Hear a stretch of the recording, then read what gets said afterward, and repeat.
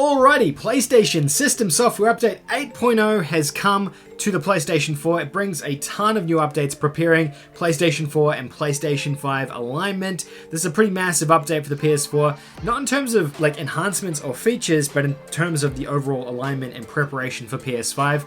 Let's dive in, we'll take a look at everything in this new update. I'll take you guys through every single thing that's been updated and we'll break it all down. Let's have a look.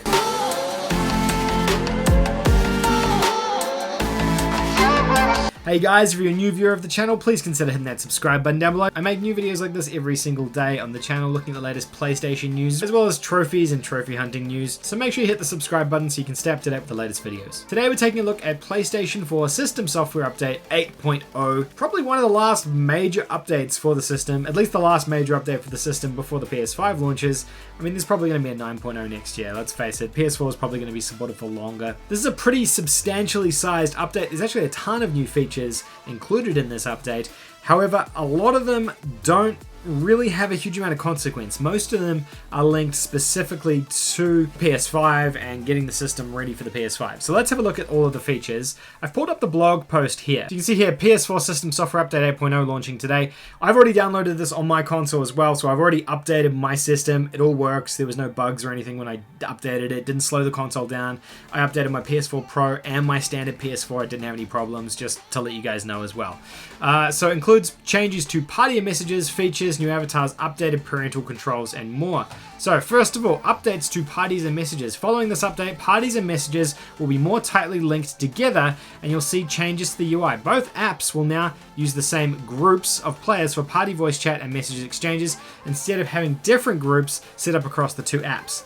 So now you can start a party chat or send messages to the same group, essentially. It means if you've set up a group in either party or in messages, you can just send stuff to that group. You don't have to have unique groups for each of the two applications. You might have found in the past, you'd have a friends group in messages and a friends group in party, and they were separate.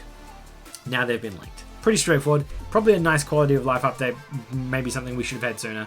New avatars. We've expanded on the collection of preset avatars for PlayStation to showcase their profile. An array of new avatars from your favorite games will be available, including Bloodborne, Journey, Ghost of Tsushima, God of War, The Last of Us Part 2, Last of Us Remastered, Uncharted 4: Thieves' End, and many more. I guess kind of nice to have. I guess these are free as well, which is always a good thing, so more free avatars for people. Mute all mics from quick menu. We've added an option to mute all microphones in the quick menu so you can easily mute the mics while gaming. Great, I suppose. Simplified and more flexible parental controls. It's probably one that people don't really care about as much, but under parental controls, we're combining the communicating with other players and viewing content created by other players into one setting to cover both areas of communication and user-generated content sharing. This offers a simpler setting that is easier for parents to understand and apply to their children. So, better parental controls. I personally have never used these. I don't use these. I don't have a kid, so that's not really something I've needed to come across before. But I guess great if you've got children using the console, you can have more strict controls. They've got enhanced two-step verification. The two-step verification feature on PS4 will be enhanced to support third-party authenticator apps as an option during the activation flow. Great, better security for our system, so that's a good thing. And removal of event creation and private communication creation. After 8.0, you'll no longer be able to create events or access existing events created by other users. This is a weird one. I guess they're prepping to move this over to PS5, so they're just sunsetting this feature. It's kind of sad to see this go. I personally didn't use events very much, but I know a lot of you guys did. I remember reading about it in the community a fair bit, so it's kind of strange it's gone, but I guess they're just kind of getting ready in preparation for the new console. The last one isn't as much about the software, but it's more about the apps. So updates to Remote Play app on mobile and PC. At the same time as 8.0, the existing PS4 Remote Play app on mobile will change its name to PS Remote Play. I don't know what the significance of that is, by the way. I guess it's because they're removing the PS4, so it's just going to be PlayStation Remote Play now, including PS4 and PS5. The option to connect to PS5 will be added to that. You'll need to sign into PSN from your PS5 to be able to access the features, so set tight until the PS5 launches in November. So you can't use any of the new features per se, but they have added that in there for you guys with and so then it just says you can update with a wired or LAN connection. That's essentially it for this update. It's like I said, it's a lot of incremental changes. Normally the numbered like 0.0 updates are pretty significant updates to the PlayStation ecosystem, but in more recent times these are becoming less and less important. What do I think of this?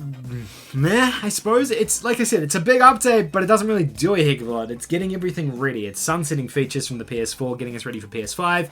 It's probably getting me more hyped for PS5 because it's like concluding stuff on PS4. A lot of these quality of life features that have come from updates 1.0 all the way to 8.0 obviously will carry across to PS5, so you know, some of the teething issues with microphones, party chat, things like that will hopefully all be just enhanced and improved on PS5 straight off the bat without the need of these updates, but yeah, I have no idea. What do you guys think of this? Let me know how you guys get on installing the update.